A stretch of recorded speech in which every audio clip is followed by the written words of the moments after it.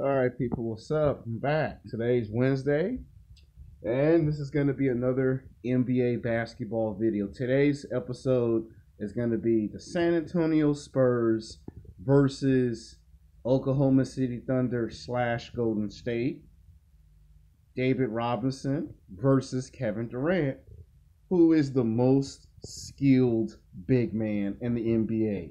Yes, I have to do another video of big centers, power forwards, and small forwards because I want to be fair and impartial. I don't want my fans and my critics to be like, he just talking about point guards and shooting guards. What about the small forwards? What about the power forwards? What about the centers? What about the players that come off the bench and make the big shots in the games? So I got to get to everyone in these videos. You know, we might have like maybe 5 more of these videos before the series is concluded. And I promise you I was going to make another Michael Jordan video, and there will be another Michael Jordan video to talk about the second half of his NBA career. And then Michael Jordan will come back in another video when I do the season finale, which is probably going to be the USA basketball dream team versus the dream team that you see today. Like, who's actually really better? Yeah, I got to bring in the Olympics too. So this will probably be a different series than you're used to. So let's get into it. Now, the San Antonio Spurs is a basketball organization that is very diverse, and they believe in principles and values. They have won 5 NBA championships. They have had some of the greatest basketball players of all times on that team. They've had Sam Elliott. They've had Avery Johnson. They've had David Robinson, Tim Duncan, Manu Ginobili, Tony Parker, just to name a few great San Antonio Spurs players. But in this video, we're going to be touching on the career of David Robinson. He doesn't get enough respect and enough credit for his greatest accomplishments in the NBA. You know, the guy stands at 7'1". The guy was 240 pounds, and he was a force of nature on the basketball court. At the center position, he dominated his position like nobody's business. The guy was bigger, stronger, faster, you name it. The guy was a complete basketball player. He could make his free throws. He could block shots. He could slam dunk the basketball. And on an occasion, he could hit the three-pointer. And when he hit the three-pointer, he hit it as if he was a little guard, but he was a big guy hitting three-pointers. And when he was drafted in the NBA in the 1980s, I believe it was either 1988 or 1989, he got drafted in the NBA draft. I'll have to double check them sources, but he did come in the part of the mid 80s, early 1990s, and he was the one who set the run for the San Antonio Spurs. Remember those classic matchups between him and Charles Barkley, the San Antonio Spurs versus the Phoenix Suns? Remember those games? Him going against the Supersonics.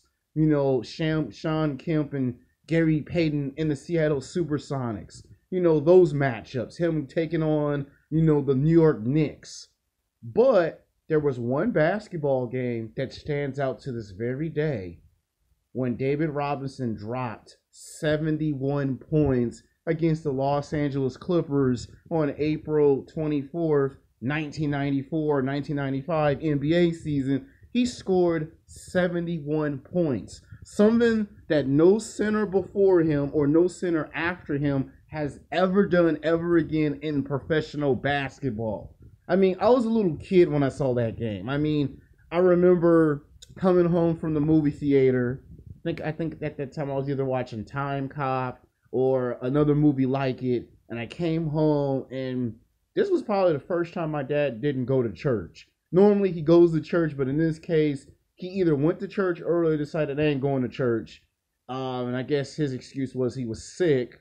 He had a hangover because he didn't go to the post office that Saturday. So he was home for 2 days. And basically he was, you know, in the restroom throwing up. And I got a chance to look onto the TV because I wanted to watch Power Rangers or Ninja Turtles. And the game was on. And what do I see? I see David Robinson at the free throw line. And I wasn't trying to watch the game, but he was at the free throw line a total of 15 to 20 times. And he kept making free throw, kept making free throw. And then the rest of those were slam dunks and threes. And I was like, what the hell? I thought the tall guy was supposed to grab all the rebounds and block all the shots and slam dunk. And instead, he was hitting three-pointers. And the game got so interesting that I said, you know what, I can watch the Ninja Turtles and the Power Rangers another time. And all of a sudden, I watched the second quarter. I watched the third quarter. And it seemed like they were trying to get him out of the fourth quarter and let him finish. But he said, nah, coach, I want to finish this game. Got in there and drops and finishes the fourth quarter with 71 points. Now, the Clippers weren't going to even win this basketball game. But for some reason, it just seemed like this was going to be his day to shine like nobody's business. And, of course, this game kind of reminds me of Kobe Bryant's 81-point performance, where this was the reverse. They were on a 5-game or 6-game winning streak, and for whatever reason, I guess he felt the Clippers might end their winning streak, so he just said, I'm going to drop 71 points on you. And he showed in that game that he could shoot three-pointers, that he could score too, that he wasn't just recognized for blocking and slam dunking the ball and getting rebounds. He showed he could hit three-pointers. He showed he could play at a high competitive level. He showed that he could be a shooting guard or a point guard if he was asked to do it. Of course, when we get to the 1992-1993 NBA season, he put up strong numbers. There was other games where he scored 30 points, 40 points. And then in the 1996-1997 NBA season, that's when he would teach Tim Duncan the principles of being a great center in San Antonio. As you do know, this originally was not an NBA basketball team. They were in the ABA. They were a part of the NBA suspension basketball team, and then they took over that, and they ended up in the NBA. And by the time we got to the 1997-1998 NBA season, they would clash with teams like the Phoenix Suns, the Seattle Supersonics, the Dallas Mavericks, the Portland Trailblazers. That, to me, was like the best series they had in the playoffs against Portland. That young Portland team, when Scottie Pippen decided, you know what, I ain't winning no more rings in Chicago, bring my ass to Portland. That was the best series. Out of all the playoff series they've had, I would say that's the best one, them going against Portland. And then finally, the 1999 NBA playoffs, in the first round, they would do away with the Denver Nuggets. Second round, they had a tough matchup against either Memphis or Portland, and in the third round, they dismantled and knocked out the Utah Jazz. I mean, Karl Malone was trying to do something that most players don't do. That's try to go to the NBA Finals 3 years in a row. They knocked Utah out. They didn't even have a chance. And then they advanced to the NBA Finals. Of course, we all know in 1999, that was a NBA lockout that shortened the NBA season. And this is where they won their first NBA championship. He won his first NBA title. Now, he wanted to retire, but Tim Duncan and Greg Popovich at the time talked him out of doing it. And thank God they did, because in the year 2000, we know what happened. They got beat by the Los Angeles Lakers. 2001, they had injuries. Tim Duncan was injured. Davey Robinson was injured. So they didn't have a very good 2001. 2002, they had the best year. They knocked out Sacramento Kings. They did away with the Dallas Mavericks, but they fell victim to the Lakers once again. Shaq and Kobe was just too much. But it was in 2003 that payback was coming. As, again, they would get rid of the Dallas Mavericks. Again, they would get rid of the Phoenix Suns. And the third round, they finally had to take on the Los Angeles Lakers in 2003. San Antonio took out the Lakers.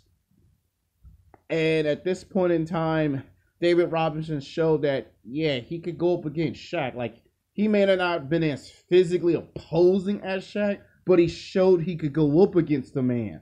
And this led them to taking on Jason Kidd and the New Jersey Nets. And Jason Kidd had went back to the NBA Finals for the second time. So he had went back to the Finals 2 years in a row. And all of a sudden, what do we get to? We get to the Spurs winning a championship. And then after we see that David Robinson has won 2 NBA championships. By this time period, he had played like 15 years, either 13 or 14 years of professional basketball. But he was like between the ages of 34 or 35 years old, going on 36. And I think Tim Duncan was trying to talk him into staying for another 2 seasons. And he said, nah, this is as far as I could go. Hold on. Sorry about that, people. Every time I do a video, these morons like to call, and it gets on my nerves. But like I was saying, and we all know what happened in 2004. The Lakers beat the Spurs in 2004. And then in 2005, the Spurs won another championship. So he won 2, and it would have been nice if he would have stayed, but he realized in the twilight of his career that he just wasn't going to be the same player that he was when they won their first championship. So he had enough sense to realize, yeah, it's time to hang it up. You know, I've been out on the court long enough. You know, it's time for Tim Duncan to be the focal point of the Spurs, which Tim Duncan would still come to him for advice, and he would still, on an occasion, still be seen in San Antonio watching his Spurs play. Even long after he retired, he would still be giving all future players advice. In fact, he would even sometimes come to their practices and show the younger guys how they're supposed to play their back to the basket, how they're supposed to get blocks, rebounds, how they're really supposed to make their free throws if you're his size. So he still shows himself as a model citizen for San Antonio. And this is because of his military background. You know, he comes from a military family, and he has no-sense parents who believe in principles and values. And to this day, he instills that in some of these younger players. There is no player like him before. I mean, there is another game where he guarded Akeem the Dream Olajuwon. I remember that one, where he went up against him, guarded him for all 3 quarters, but the 4th quarter, he couldn't stop him. And then there's that classic line, I guarded them so well. I guarded them so well. But that experience taught him a lot, and I believe that might have been the reason why he scored 71 points, to show the world, hey, I tried to stop the guy. I didn't know the guy was going to be like that. And even when they played against the Houston Rockets in '94, which is how they lost, by the way. They lost to the Houston Rockets in the 1994 Western Conference semifinals because they were the only team in the 90s in the West that were good enough to reach the NBA Finals. So this organization has won 5 NBA championships. Probably could have won 6, but we all know what happened, why they didn't win 6, because LeBron's partner Ray Allen saved them. And David Robinson was there for that game too, and kind of looked at Tim Duncan what they looked like. I taught you better than this. So yeah, that